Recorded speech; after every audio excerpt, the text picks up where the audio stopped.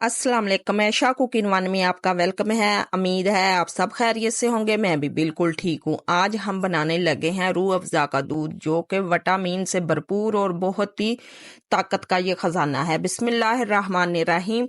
3 पाव हमने दूध लिया। इसे अच्छी तरह मैंने 2 सब्ज़ इलायची डाल के इसे बॉईल कर लिया है। 2 चम्मच मैंने तुक मलंगे के लिए आधे गिलास में इसे भिगो दिया। 6 चम्मच हमने लिए हैं चीनी के, 4 चम्मच हमने लिए हैं रूह अफ़ज़े के। अब चीनी को हम अच्छी तरह मिक्स करेंगे, दूध अच्छी तरह फेंटेंगे ताकि हमारी चीनी भी मेल्ट हो जाए और दूध भी अच्छी तरह हमारा ठंडा हो। अब इसमें हम रूह अफ़ज़ा शामिल करेंगे। अगर आपके पास जामेश्री है तो वो भी शामिल कर सकते हैं इसमें। ये बच्चों को बहुत ही पसंद होता है।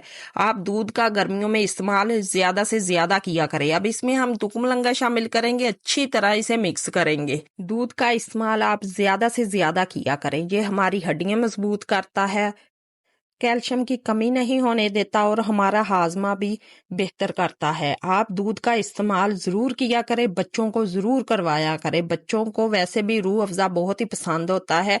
आप इसी तरह दूध में डाल के इसे ज़रूर दिया करें। अब हम कुछ बर्फ़ शामिल करेंगे। रूह अफ़ज़ा का दूध हम अच्छी तरह ठंडा करेंगे। ठंडा दूध तो बहुत ही मज़े का लगेगा और गर्मी काफी बढ़ चुकी है। आप इसी तरह बनाकर दिया करें बच्चों को।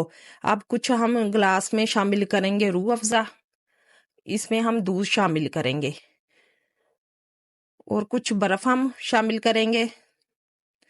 दूध जितना ही ठंडा होगा उतना ही मजे का लगेगा। एक तुक मलंगे का शामिल करेंगे।